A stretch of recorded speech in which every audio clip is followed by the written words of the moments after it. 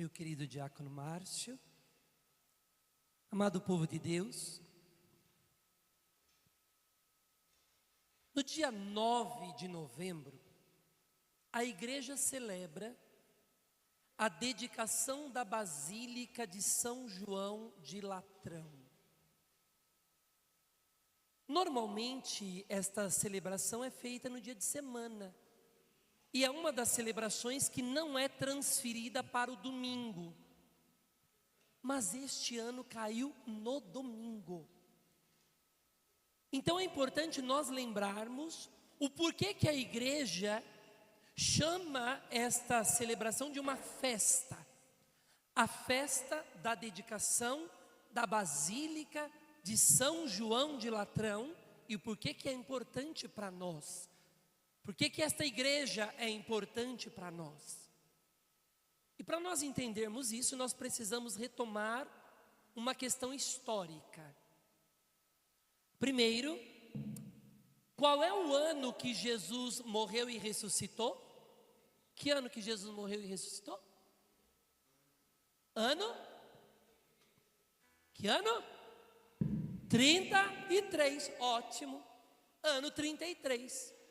Depois da ressurreição de Jesus, ele apareceu ali para os discípulos, depois subiu aos céus. Depois que Jesus ascendeu ao céu, o que aconteceu? Cada discípulo foi para uma região evangelizar. Cada um dos apóstolos, Santo André foi para um lado, São João foi para outro, foram evangelizando cada um numa região.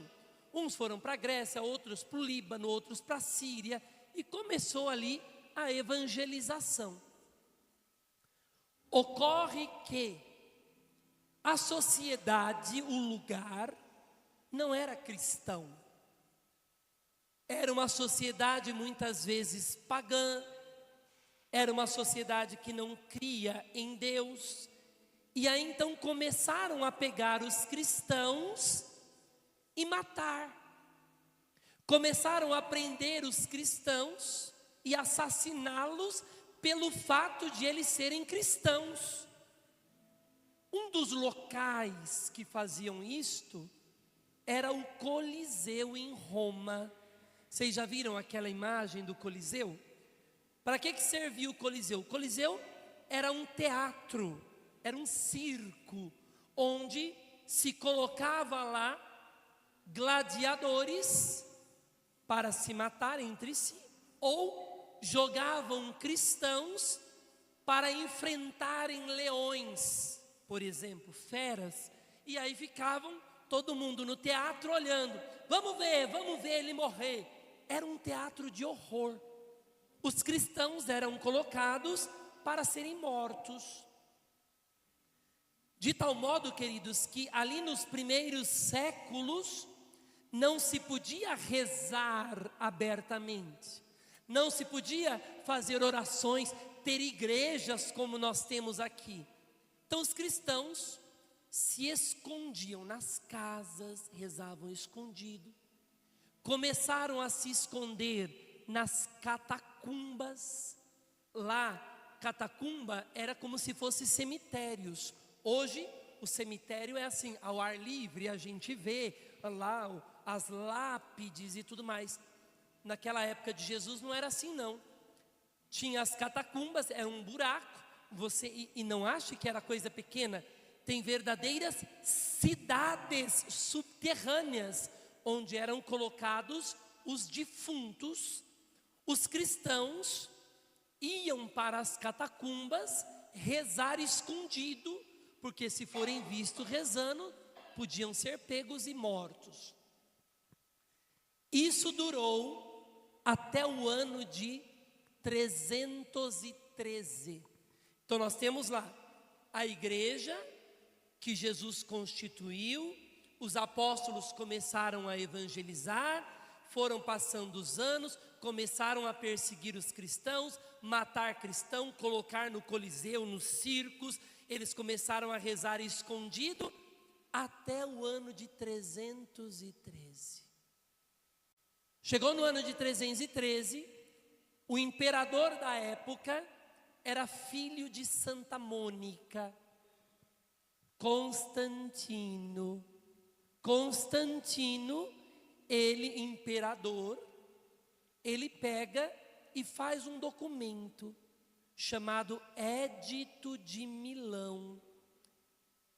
No Édito de Milão, é um documento assinado por ele, ele disse assim: todo mundo pode ter a religião que quiser, ninguém mais vai ser morto por determinada religião. Então, você é judeu? Pode ser judeu. Você é islâmico? Pode ser islâmico. Você é cristão? Pode ser cristão. Constantino assinou um documento dando liberdade religiosa. 313. Ocorre que os cristãos não tinham onde rezar. Os cristãos que estavam sendo mortos, perseguidos. Os judeus tinham o templo, tinha inclusive o antigo templo de Jerusalém. Os muçulmanos também tinham os seus locais de oração. Os cristãos não. Os cristãos estavam perseguidos, rezando nas catacumbas. Constantino dá um templo, uma igreja, para os cristãos poderem rezar. A primeira igreja dada aos cristãos foi dada num local especial em Roma. Roma tem várias colinas, vários montes. Um dos montes é o Monte de Latrão, Monte de Laterano. Em cima deste monte foi construído um templo, o primeiro templo da Igreja Católica, chamado Igreja São João de Latrão, a mãe de todas as igrejas católicas, porque foi a primeira construída, o primeiro local de templo dedicado aos cristãos, onde os cristãos puderam rezar. Ali então se torna a Catedral do Papa, o local onde o Papa preside a igreja. É interessante que muitos católicos acreditam que a igreja do Papa é São Pedro, a igreja de São Pedro que a gente vê. Não. A Catedral do Papa não é São Pedro, a Catedral do Papa é San Giovanni Laterano, São João de Latrão, porque é esta primeira igreja, a mãe de todas as igrejas do mundo, a mãe de todas as nossas catedrais. É a primeira igreja, então, catedral, o primeiro sinal, o primeiro templo dado aos cristãos. Por isso que esta igreja tem tanta importância para a nossa fé. Por isso que é tão importante nós sabermos o que acontece ali. Uma distinção necessária, e aqui eu faço essa distinção, porque há algumas semanas, um padrezinho aí de São Paulo, blogueirinho, falou uma coisa errada. Não é da nossa fé, mas como espalhou, né? Então o padre precisa reforçar aqui. Ele diz: a Igreja Católica surgiu com Constantino. Eu quase morri quando eu ouvi isso. É claro que não. O que Constantino fez? Constantino deu este primeiro templo. Qual que é o nome desse templo? São João de Latrão. Mas não é a Igreja Católica, não surge ali. E os 300 anos antes, os papas que viveram antes, depois de Pedro, Lino, Cleto, Clemente, os diversos santos que morreram derramando sangue por conta de Jesus. Quer dizer, a Igreja Católica não surge com Constantino, com o templo. O templo primeiro foi dado por Constantino, mas a igreja não surge ali. Então, foi um erro desse padre quando falou essa asneira.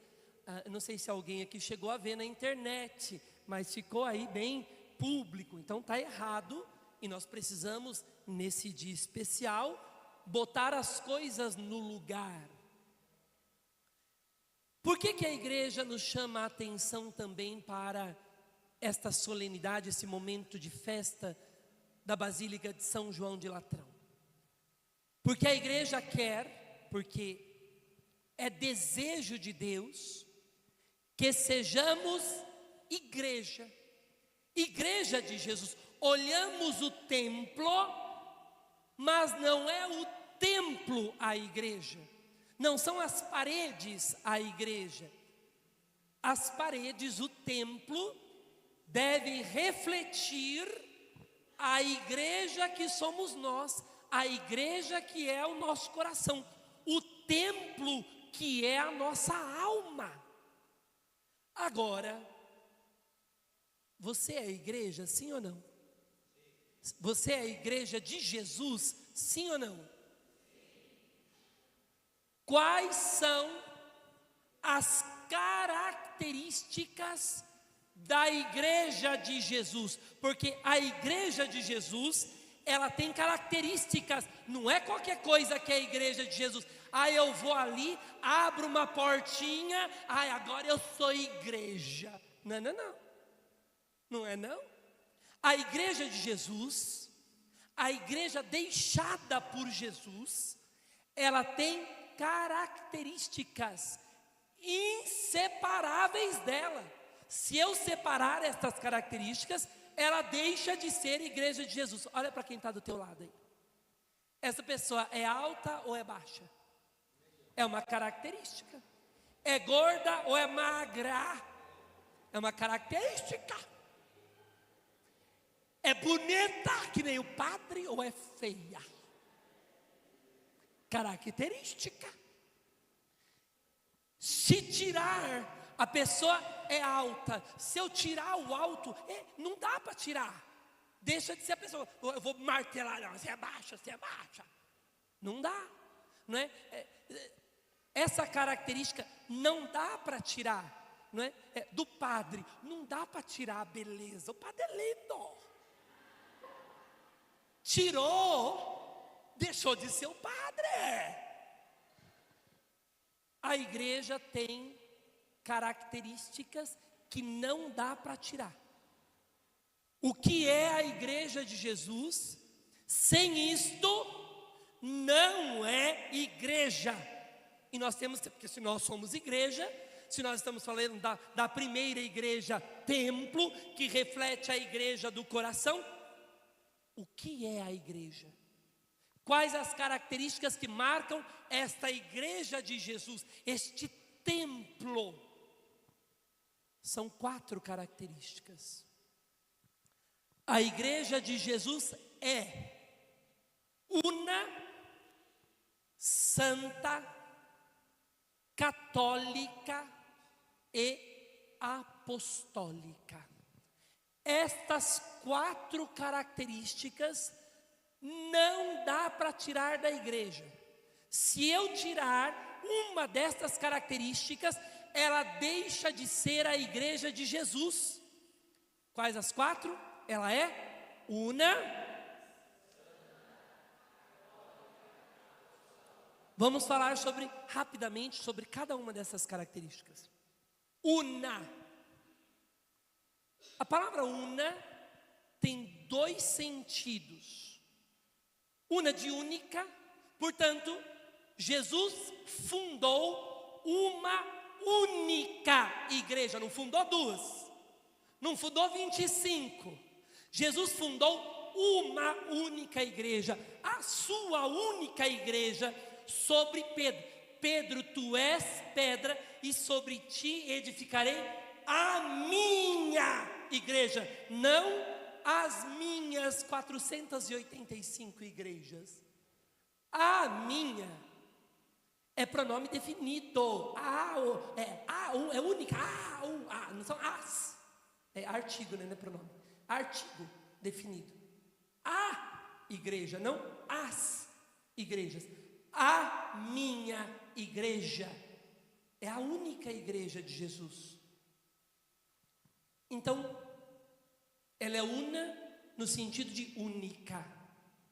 Única igreja. Não tem outra igreja de Jesus. E o uno também traz o sentido de unidade. Esta igreja está em comunhão, em unidade. O corpo está unido à cabeça. A cabeça, que é Jesus, está unida ao corpo. Qual é a característica da igreja? Ela está unida com Jesus. Há uma união com Jesus.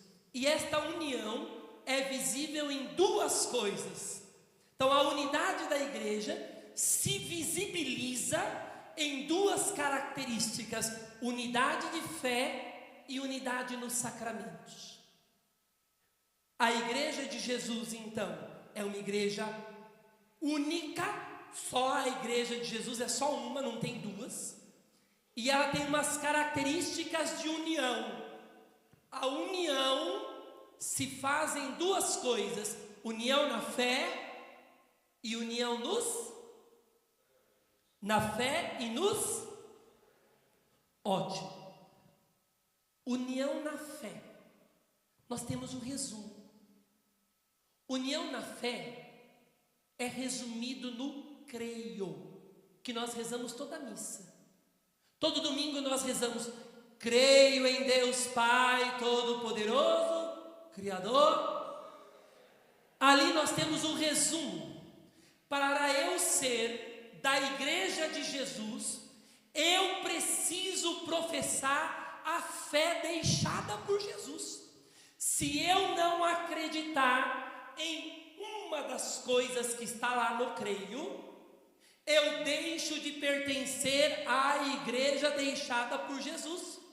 Lá eu digo assim no creio, por exemplo: creio no Espírito Santo, na Santa Igreja Católica, na comunhão dos santos, na remissão dos pecados, na ressurreição.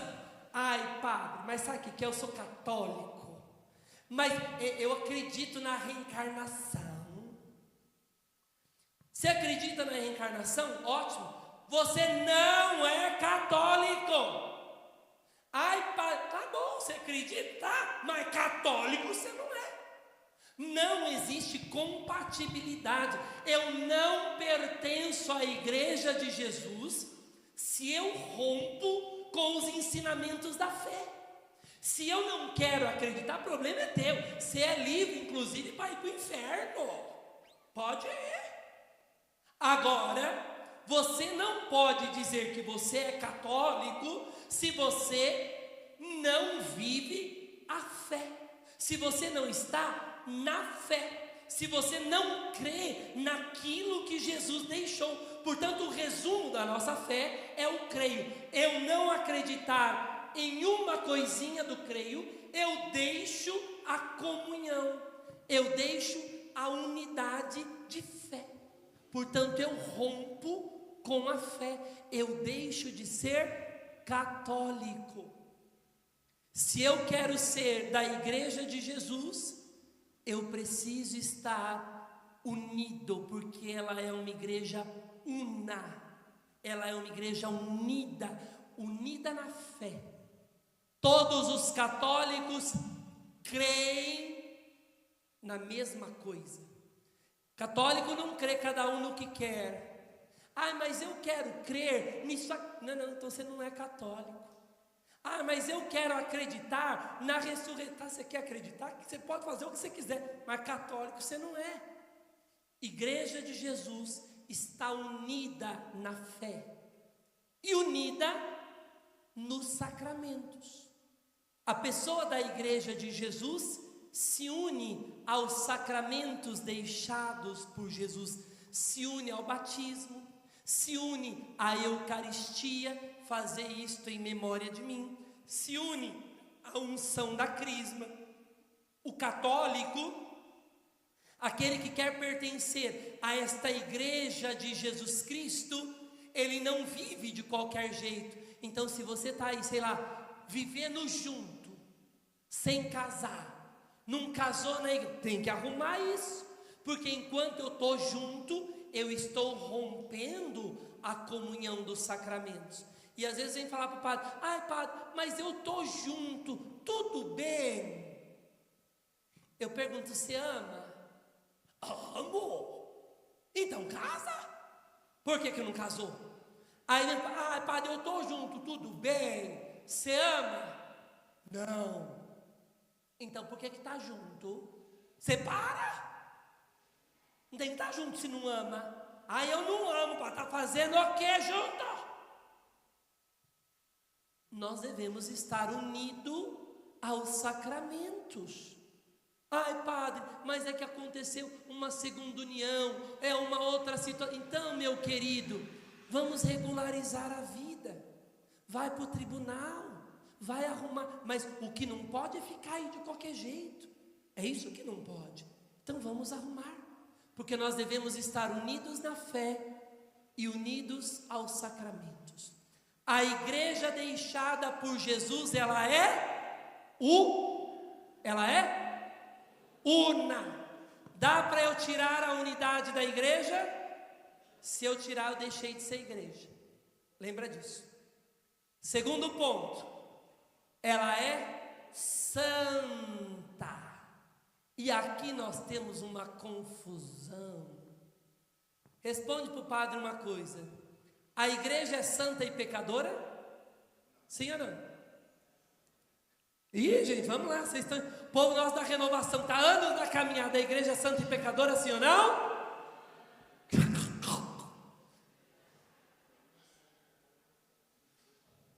Resposta: não. A igreja é santa, necessitada de purificação.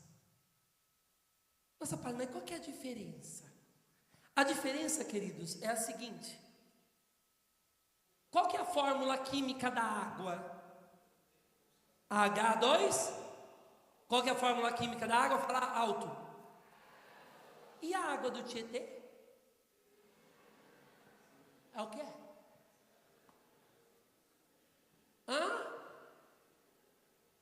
H2O, mais um monte de bugiganga que tem lá dentro. Um monte de porcaria. Mas a água, para ser água, ela é H2O. Eu posso enfiar um monte de bugiganga ali dentro, mas a água é água. Água é H2O. Depois, está tudo sujo, está tudo impuro. Eu tiro as impurezas para ela ser água. Mas água é água. Água é H2O. Água do Tietê começa em Salesópolis, limpinha, aquela coisa que você pega e toma, beleza. Chega em São Paulo, podre. Essas impurezas, essas porcarias.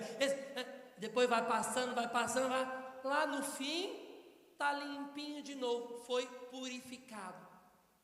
A igreja é santa. Está dentro dela, a essência dela é santa. Deus não criou, porque Deus criou a igreja. Ele não pode criar uma coisa pecadora. Deus não pode criar a igreja com a marca do pecado. Não, a igreja é santa e traz marcas de impureza, traz as manchas do pecado, mas as manchas do pecado não pertencem à igreja. Elas marcam a igreja, mas não fazem parte da essência da igreja. A igreja criada por Deus é santa, precisa ser purificada.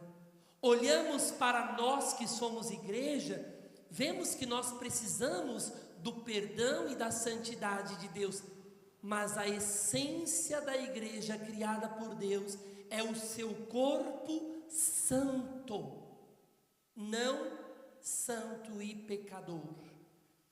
É muito complicada esta expressão, santo e pecador, e às vezes a gente ouve demais por aí, teologicamente, filosoficamente, é um problema enorme, e às vezes as pessoas vão usando isso de qualquer maneira, assim, é muito complicado.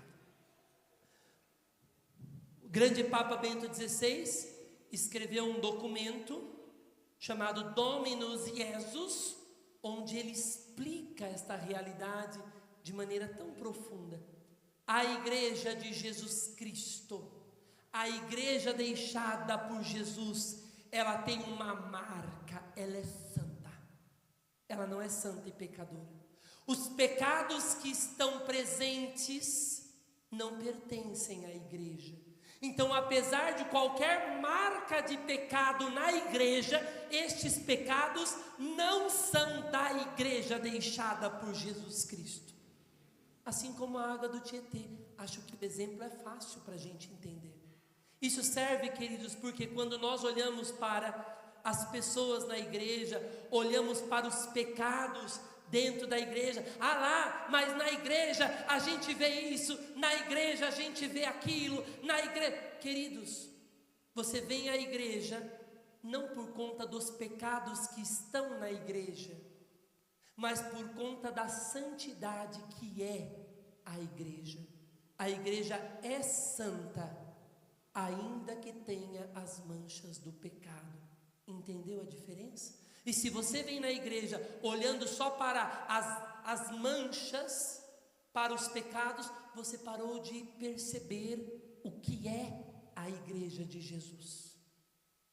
A igreja é una, a igreja é santa. A igreja é católica.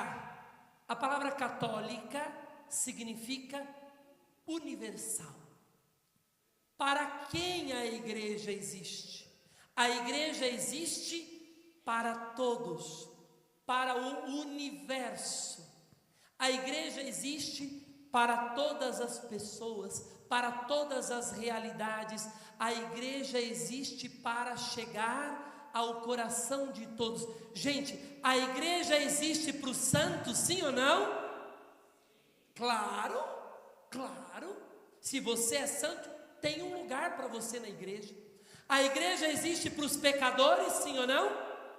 Claro, se você é pecador, tem um lugar para você aqui, para que o teu coração se encontre com Jesus. E atenção, Papa Francisco falava de uma maneira muito bonita, a igreja é um hospital de portas abertas, de tal modo, queridos, que não precisa ser santo para vir para a igreja.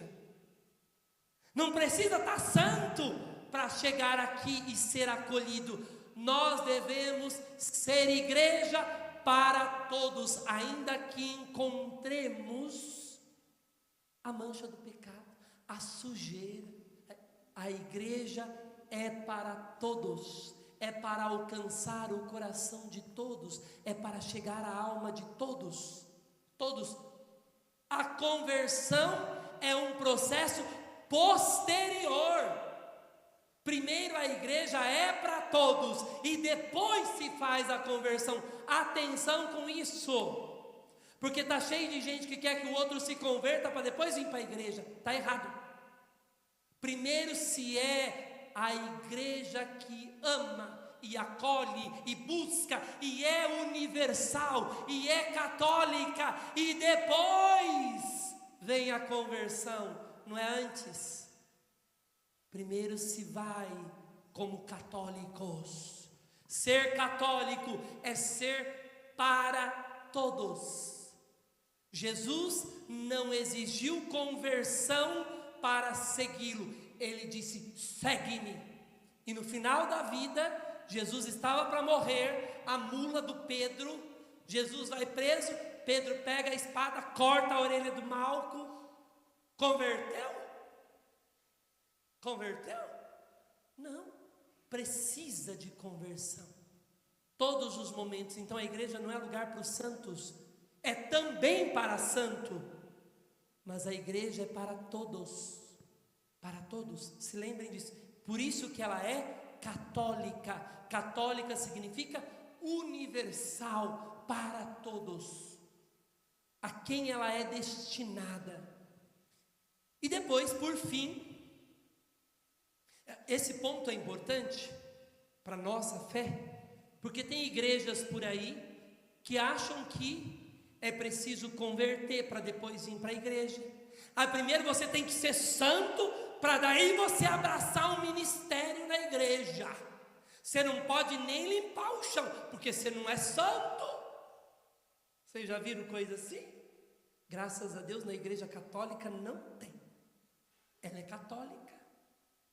E aí? Se você tiver com um pecadinho, nossa, aqui você não entra. Quer ver? Situação de segunda união. Tem paróquias no meio do mundo, casal de segunda união não pode fazer uma leitura, não pode ajudar na acolhida, porque está em pecado. Olha para a tua vida e olha o tanto de pecado que você tem. Você não era nem para estar aqui, se fôssemos olhar para pecados. Grupo de oração, hein? Cheio de grupo de oração que rejeita as pessoas. Não, aqui você não pode fazer nada. Grande porcaria de grupo de oração. Não é igreja, porque se deixou de ser católico, deixou de ser igreja. Católico é para todos. Para todos. E a conversão é posterior. Primeiro se ama, depois se converte. Não é se converte para depois amar. Ama. A igreja é quem ama, porque ela tem segurança no amor dela.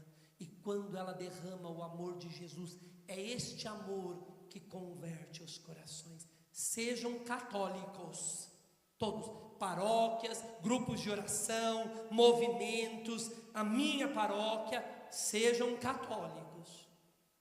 E por fim, última característica para a gente ver o que é a igreja de Jesus. Porque se eu rompo com isso, eu deixo de ser igreja de Jesus. Última característica, apostólica. Ela é una, santa, católica e apostólica. Apostólico significa que tem vínculo, origem, laço real, concreto com os apóstolos. A igreja de Jesus Cristo, ela tem vínculo com os apóstolos. Todos os que estão ordenados na igreja têm vínculo com os apóstolos. E os apóstolos tiveram vínculos com Jesus. Eu não sou padre porque um grupinho de gente decidiu: ele vai ser o nosso padre. Ele que vai ser o nosso instrumento de Deus aqui. Não. Eu sou padre porque eu fui ordenado por um bispo, que foi ordenado por outro bispo, que foi ordenado por outro bispo, que foi ordenado por outro bispo, que foi ordenado por outro, até chegar em um dos 12 apóstolos. Todos nós temos um vínculo com um dos apóstolos. Eu só sou padre, o diácono só é diácono, porque uma mão apostólica nos conferiu esta graça. Eu não sou padre porque um grupinho de gente decidiu que eu sou padre. Eu não sou bispo porque um grupinho de gente decide que eu vou ser bispo. Nós temos vínculo com os apóstolos, vínculo real.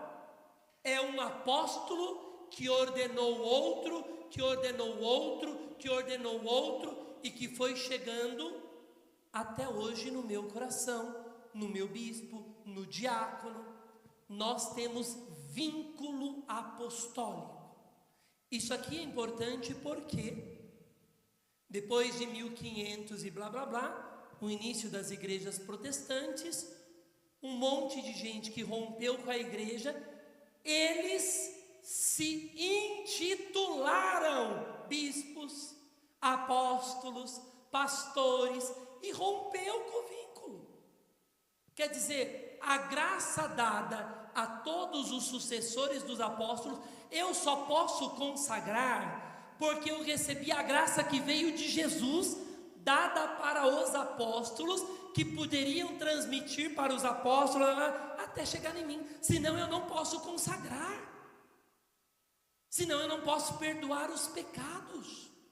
Não é qualquer um que pode perdoar pecado. Vem aqui que agora nós vamos rezar, perdoar. Não, gente. Só que o que nós vemos nas nossas igrejinhas dos nossos irmãos? Justamente pessoas se auto-intitulando a partir delas mesmas, sem vínculo apostólico. A igreja de Jesus, ela tem 4 características inseparáveis dela. Ela é una, porque é única e mantém unidade de fé e de sacramentos. Ela é santa, não é santa e pecadora, apesar do pecado dos membros. Ela é católica para todos, para todos. E ela é apostólica, porque tem vínculo com os apóstolos. No dia da dedicação da Basílica de São João de Latrão, esta reflexão é importante porque lá nós temos a primeira igreja visível, que deve exprimir a igreja invisível da nossa alma. Mas quais as características da igreja invisível no teu coração? Como que você está sendo uno, santo? Como que você que é igreja, templo de Deus, está sendo católico? E como que você está vivendo a união com os apóstolos? Que o nosso coração, nesta missa, possa buscar conhecer mais, crescer mais, aprender mais, para ser mais santo, mais igreja. Que você saia desta missa sendo hoje mais igreja, una, santa, católica e apostólica. Louvado seja o nosso Senhor Jesus Cristo.